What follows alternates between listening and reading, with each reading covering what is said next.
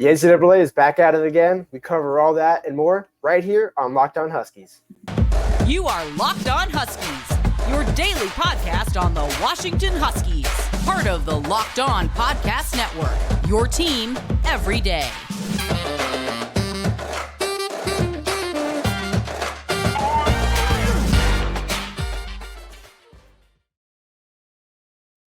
Another Wednesday edition of Locked On Huskies. I'm Tomashoff. That's Lars Hanson. Thank you for making this your first watch or first listen of the day. And as usual, just a reminder, you can check out all our written work at Inside the Huskies with Fan Nation and Sports Illustrated. You can find that at si.com/college/Washington. And this episode of Locked On Huskies is brought to you by eBay Motors. A championship team is about each player being a perfect fit. Same with your vehicle. So for parts that fit, head to eBay Motors and look for the green check. Stay in the game with eBay Guaranteed Fit. ebaymotors.com. Let's ride. eBay Guaranteed Fit only available to U.S. customers. Eligible items only.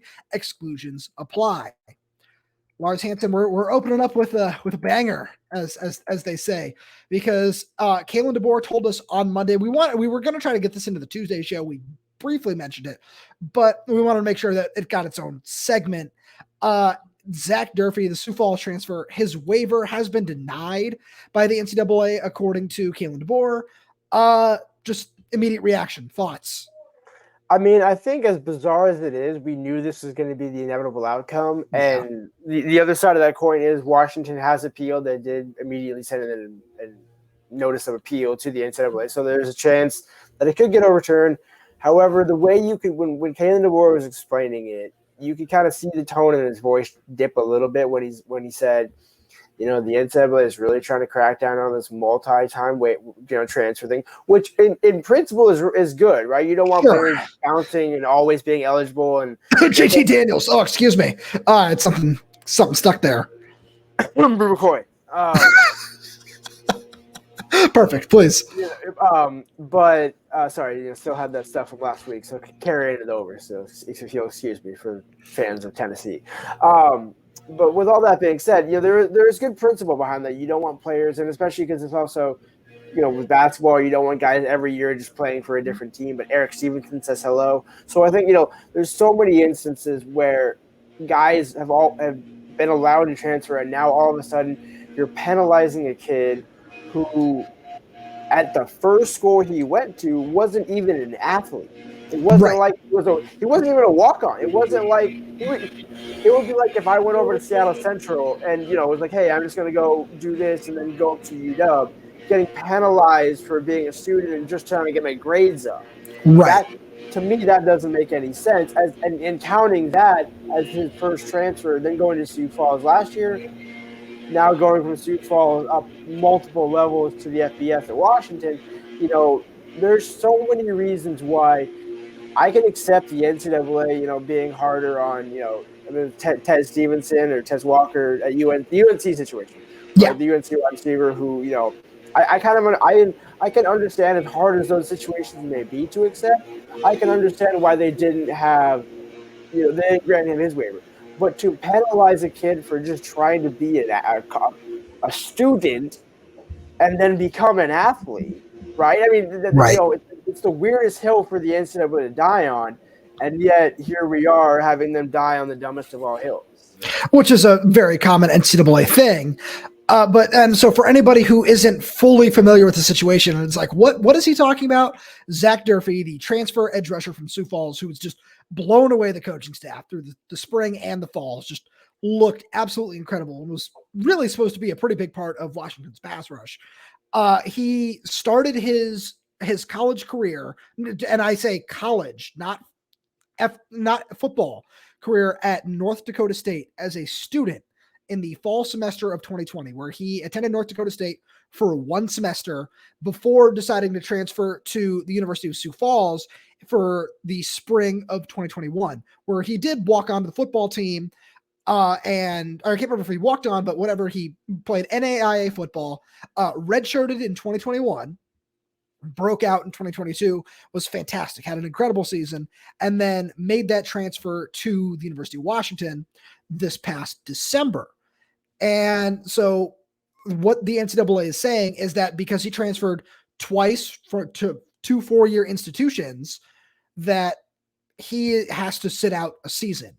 even though he didn't play football, was never listed on the football roster, and never had any intentions to play football at North Dakota State. So that's kind of where this is. And then the NCAA this week, after, it kind of felt like this was coming with a month of just no word, asking Kalen for an update every single week, which is just ridiculous. Like, truly, it is, because all the paperwork is there. Kalen DeBoer has said on the record multiple times that, yeah, we submitted everything that they asked us to, and then they moved the goalpost, and then they asked for more, and then they asked for something else. So and it's like, truly, I don't think there's any other word for it besides ridiculous, because not only was Zach Durfee supposed to be a huge part of this team's success defensively on the field, but also it's just kind of an insane situation where JT Daniels, Brew McCoy, there are situations where, oh yeah, this kid transferred 3 times. This kid transferred 4 times.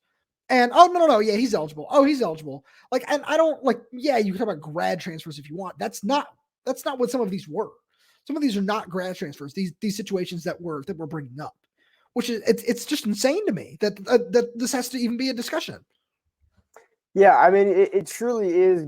It's the antithesis of everything the NCAA should be standing for, right? I mean, like, and I understand all these examples that we've been mentioning, the Brewers, the JT Daniels, and that. These were a couple of years ago, right? So they're not this year, which is, it's kind of like when someone says, like, hey, I know I did all that, but like right here and now is where we are. Focus on that. Forget all that. It's kind of like, okay, it's a hard pill to swallow when it's like you're now saying, hey, I'm going to enforce the dumbest possible interpretation of this rule on a kid who doesn't deserve it, while these other guys are able to play this year and do whatever. I mean, why not make those players ineligible and say, right, hey, you know what, you've already burned up. I know you're at a different school now, but you've already burned up your eligibility in our new eyes with these new glasses we're putting on with this different kind of tint. But they're not going to do that. No. So they're just going to penalize the kids that are now, like, and again, the UNC situation, I understand that, because, again, that's kind of the harsh reality of the 2-time transfer rule, because that is a 2-time transfer. Now, the situation, right, that's why you ask for a waiver. Right. But this one is just a straight up like, hey, the first one shouldn't even count. Like, exactly. NDS, like it would be different if, like, hey, I went there, was a walk-on, played fall, summer, and then decided after a semester there I wanted to transfer. Then yes, that's a transfer. By definition, is a transfer. But it wasn't the case. So. Nope. But yeah, like you said, neither of us are surprised. None of us are surprised at this point with what that criminal organization does. I'm just really interested to see what their air quotes here letter of the law is going forward, because if they're going to keep changing what's required or keep just defining things differently, then I don't understand. Like, there's no rhyme or reason behind any of this. And that's what actually, like, bothers me, because we are journalists first, and we're supposed to cover this team, win or lose, in the same light. And that's what we're going to do. That's what we're going to continue to do. But in a situation like this, you can't help but just feel bad for the kid, because that, like, truly the only thing that you can think about in this is, well, that doesn't make any sense, because there are so many other examples around the country that you can point to over these past couple of years when transfer laws have loosened with the transfer portal and with everything that's gone on, where transfer, like, yes, and it's way easier. And it seems just so open and shut of, oh, this kid didn't play football in North Dakota State. Okay, yeah, that makes sense. Like with somebody like Will Haskell, for example, who's on this roster right now, the coaching staff seems to really like. He started his career at a junior college, transferred to San Diego State, which is a 4-year institution.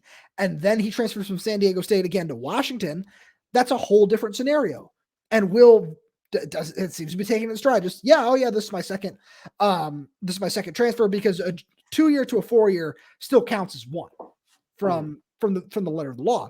So it's a whole different situation, but it seems to be very easy. Like, sorry, we can't approve this waiver. Different situation. Also totally fine because of the situation the Huskies have a quarterback right now.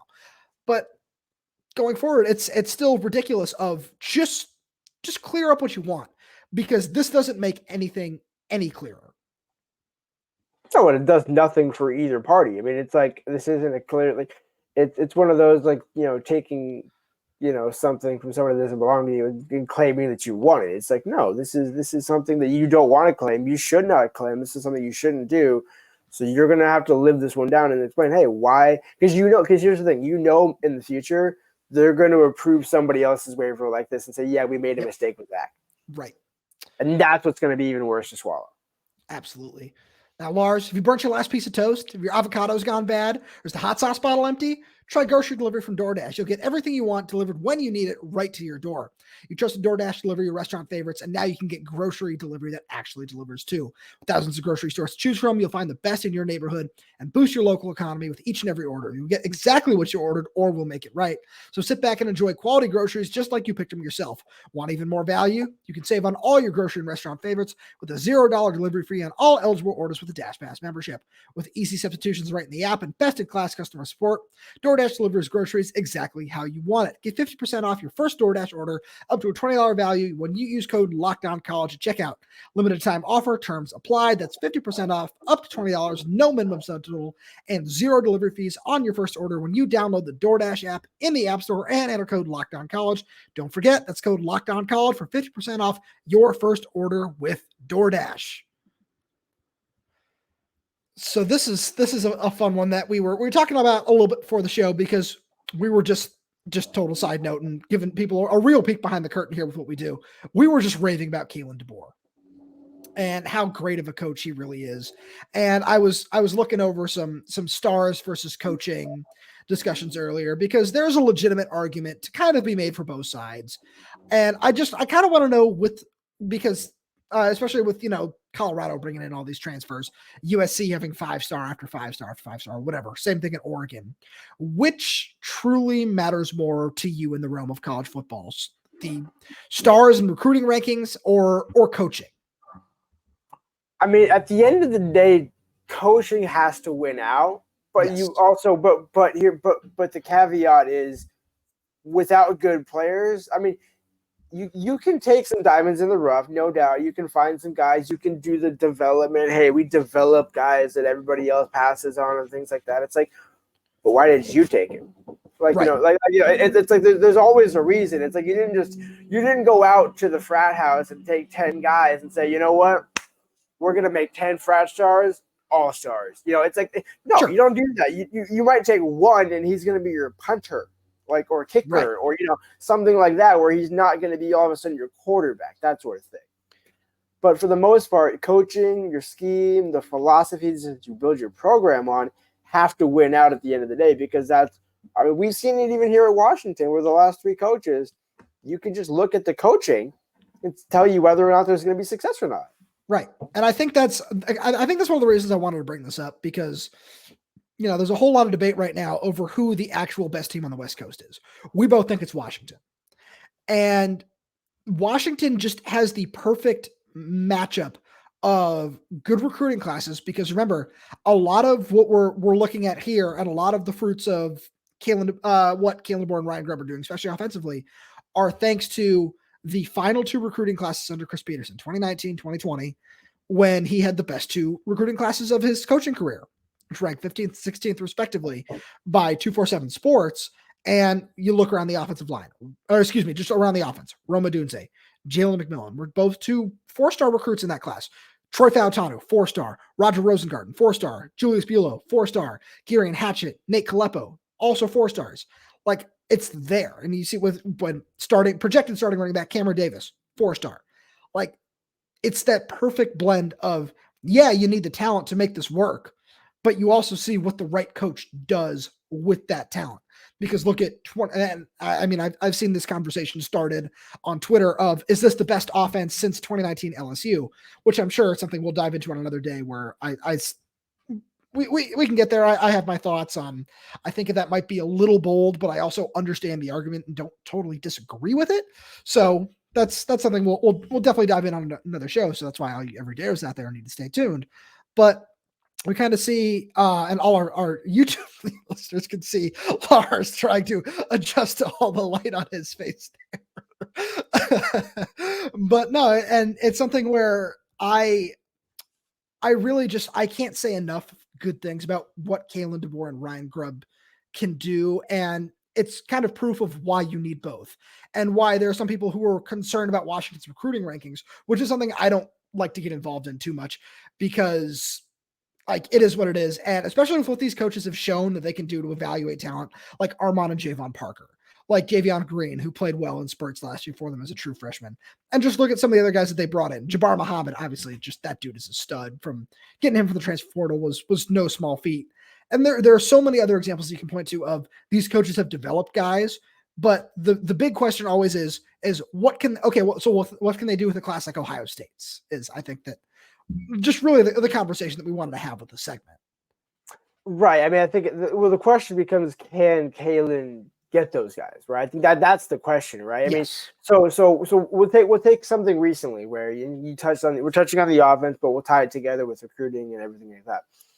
So Washington was in the top 10 for Brandon Baker, the 5-star offensive tackle from Mater Dei. Didn't make the top 5, right? I believe it wasn't in the final list, right? You know, that's why I believe that's kind of why they took another offensive line commit recently. Ironically, on the same day that it happened. So you could probably assume the coaches knew beforehand. That wasn't like a reaction. I'm not saying it was a reaction or anything like that.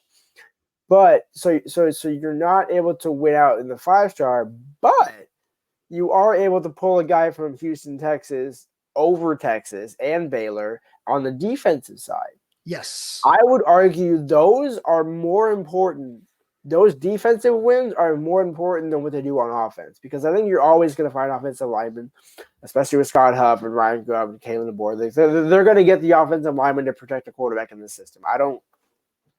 I'm not worried about that. No. What I'm worried about and what is going to define Kalen DeBoer's time at Washington is how good and or average or marginal the defense is, right? Because Kalen, I say that because it's almost like with Mike Leach, like, hey, he's going to have one of the best, if not the best, offenses in the country. So what can his defense do? Can his defense just hold on enough against the Georgia, against an Ohio State, against the Notre Dame, against these big USC, against these big time schools with big time talent?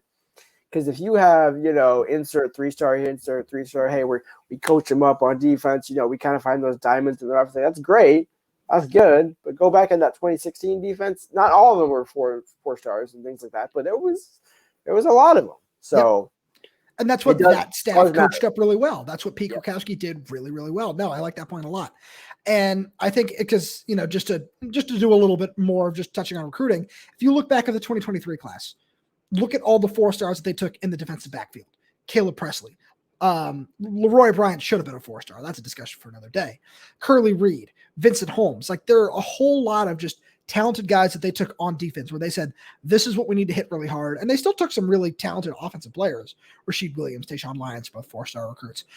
And it's not like they weren't doing that as well, but we trust ourselves on the offensive side to kind of find the right guys that fit the system that might also, sometimes be rated high, which is great because we know stars aren't everything. Yeah, I get it. We're not going to get into that whole discussion, but there's a point where you do need to take them somewhat seriously because it's just that, like, you can see it. Like, look at and this is since we talked about 2019 LSU, Jamar Chase. Jamar Chase was a 5-star recruit that came in and dominated as a true freshman. And just a more recent example that's in the world of college football right now, look at what 5-star true freshman Zachariah Branch is doing at USC right now. And I know we've talked about that before on the show of how would that guy play in this offense, and he'd probably be wide receiver 5. He would, because that's just how talented everybody else in that room is. But you find a role for a kid like that. And my question moving forward is, I know Kalen DeBoer can do that, but I'm just curious, what does that look like? And that's something that I'm really curious about going forward. Right. And I mean, although I think they've kind of touched on it, where the problem is when it comes to certain recruits like that, Kalen was asked about that, about a certain topic in his press conference about, paying recruits for unofficial visits and things like that, which I'm not saying nobody was accusing Kalen of doing that. No. It was Ohio State AD Gene Smith said recently that some recruits are asking for that, just asking for cash or money just to visit. And it's like, well, that's never Washington, no matter what, is never going to get heavy into recruiting in that sense of the scope of things. They will go for the transfer portal. But I think it is kind of important to still find enough of those guys to where you're like, look, we have the NIL, almost like Caleb Presley, right? Where you're keeping the key 4-stars, you're keeping the big guys, you're keeping all the important players and things like that. And NIL has to be a fact on some level, but I think because of their approach to NIL, where you're giving it to more veteran players, which I totally agree with. For sure, that's where that portal 5-star recruiting comes into play. Like, hey, which basically means more or less your offense and your team just has to be appealing enough to get a Jabbar Muhammad every year or every other year, that sort of thing. That's kind of the caveat to not getting those guys out of high school. No, I like that a lot. And, whenever we talk about recruiting here on the show, we always got to give a great shout out to our friends over at LinkedIn because, if you need some recruiting yourself, there's no better place to go than LinkedIn because these days, every new potential hire can feel like a high stakes wager for your small business. You want to be 100% certain that you have access to the best qualified candidates available. That's why you have to check out LinkedIn Jobs. LinkedIn Jobs helps find the right people for your team faster and for free, just like the right people that the Huskies have brought in this week on the recruiting trail in Josh Lair and David Boyajian. It's super simple. All you got to do is add your job and the purple hashtag hiring frame to your LinkedIn profile to spread the word that you're hiring. Simple tools like screening questions make it easy to focus on candidates with just the right skills and experience so you can quickly prioritize who you'd like to interview and hire. It's why small businesses rate LinkedIn Jobs #1, delivering quality hires versus leading competitors. LinkedIn Jobs helps you find the qualified candidates you want to talk to faster. Post your job for free at linkedin.com/lockedoncollege. That's linkedin.com/lockedoncollege. Post your job for free. Terms and conditions apply. So this is a fun segment, and I didn't give you my answer because I wanted a live reaction. You're not going to be too surprised, but I want to. I really wanted to talk about the draft because I'm a huge draft guy. Come draft season, fans are going to love what we're going to be able to do with this podcast. But Lars, I wanted to pose the question to you. Which player, offense or defense, doesn't matter, has raised their draft stock the most on the 2023 Washington Huskies? I mean, I think it's an obvious answer, but it's probably one of the easier ones. It's Jalen Polk. Now, that the caveat to having his stock being raised is it's more or less because of the guys in front of him, right? Rome Odunze has solidified his draft stock as a first-round pick, right? So Rosengard and those guys, they're already solidified. So there's a difference between your stock, where your stock is rising to, right? Because I'm sure those guys are rising in other people's eyes. Maybe you're rising from a top 25 pick to a top 15 pick, Penix, sure. Top 3, top 5, top 10 or whatever, that sort of thing. But for Jalen Polk, I think he was kind of the not forgotten one of the room, but certainly, the guy that everybody always said, okay, well, it's going to be Rome and J-Mac, and then, we'll see who else kind of comes along. And Polk's almost kind of been one of, if not the best receivers in the room. Oh, he's been incredible. Yeah. Right. And so, but it's not like this. It's not the stats that have been surprising. It's how he's making those catches, right? He's really, he's becoming that sort of like that Rome Odunze thing where you're taking the ball out of the air. You're making these contested catches. Then you're also making contested NFL catches, not like, the one, you're just dragging 1 foot down because in the NFL it doesn't count. So I think, his draft stock, because he's the guy that is only listed as a true sophomore, which again, I've been over and over as a prime, it's like a lot of things. We don't need to go into that again. But the reason why it's important to mention that his stock is rising is because he also could go up this year. So I think because he's a guy, even though he's listed as a sophomore, he is, I believe, a senior, if not a junior, in legitimate. He would be technically a senior because he started at Texas Tech in 2020, right? Right, exactly. So he's a guy to where does he have enough production, right? Does he have enough, he certainly has enough game tape, right? For sure. That's not an issue. But it's a guy where do you say, hey, do you come back for another year to, be that, take Rome Odunze's spot, right? Be that number one, be that whatever. Show that you can do it, and you'll be another first-round pick or whatever. Or do you go this year, kind of bet on yourself? But as you mentioned, this is a deep receiver class. So it might be in his best interest to come back just based on that alone. You're right, because I don't disagree with anything that you just said, especially with just his hands. Like I've seen people on Twitter does he have the best hands in the room? Does he have the best hands in the country? Because he's just been that impressive. And I really love everything you're saying because it's all very true. And we saw what, he can do against Cal when he was asked to be the number 2 option with Jalen McMillan sitting that game out with this injury. Just a side note for everybody, Jalen McMillan, as I did come back from practice today. Lars had to take the day off. But he was practicing and he was in pads today. So it does look like he is on track to play this Saturday, like Kalen DeBoer said he was in his Monday press conference. But mine was on the other side of the ball. And Lars, you asked before, you said, is it Asa Turner? I said, nope. I want to give you one other guess. Who you think I might go with here? Jabbar. Nope. I like that answer too. I'm going to go with Edifani Lafosio, where I think that this dude, before the season started, I think everybody forgot about him because a couple of years ago, especially after the great 2020 season that he had in the COVID shortened year, was thought of as one of, if not the best linebacker in the country. And this is something where he had the nasty injury midway through 2021 that ended the season, and then had another injury rehabbing from that one. So he hasn't really been thought of in a long time. And then, especially after the pick 6 on Saturday, it's, oh yeah, Eddie is all the way back. Like this is the dude that we have been waiting to see for a very long time. And linebacker is always just kind of an interesting position when you talk about the NFL draft, because it's a question of, okay, well, how much is this position valued by the NFL? We did see the Lions spend a first-round pick on Jack Campbell in this previous draft as an off-ball linebacker, which is probably what Eddie's going to play at the next level, even though I'm sure he could, be an outside linebacker and it's asked for us to passer if necessary, which he is quite good at too. But he is just such an effective player at sitting in the middle of the field, stopping the run, blitzing when needed to, and dropping into pass coverage. He can do it all. And the only hurdle for him has been the injuries, much like Michael Penix, where the only question it's never been the tape. Not once has it been, oh, is this guy big enough? Is this guy strong enough? No, it has always just been, can he stay healthy? And so far this season, he's proven that not only can he stay healthy, but, oh man, can he produce? You're telling me you haven't seen the tweets of people asking whether or not Michael Penix can drive the ball from one side of the hash to the other? No, I've seen those tweets. No. Not to go down the rabbit hole. You're completely right. Well, the thing about Eddie is he also just looks. We've said it so many times. If you just look at him, right? Just look at him. He just looks like an NFL linebacker. Yes. Right? He just has that. He's got the mental makeup. He's got the professionalism. He's got the character to be funny at times. He's not a guy who's like always, I'm super serious. I'm super, It's like, he's such a nice kid. And he also just has one of the highest football IQs you will ever see. Like, truly.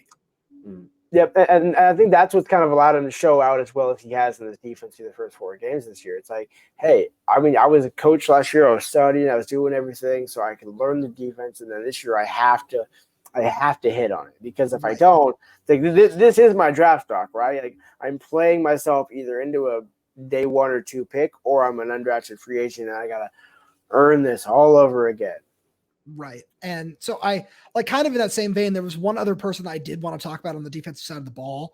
And it's somebody who has kind of, I don't want to call it a fall from grace, but just kind of a similar thing where it's Zion Tupuola-Fatui. I know we talked about him on yesterday's show as well, where he's somebody who, through the 3 games that he has played in this year, has proven, like, does he look like a first-round pick?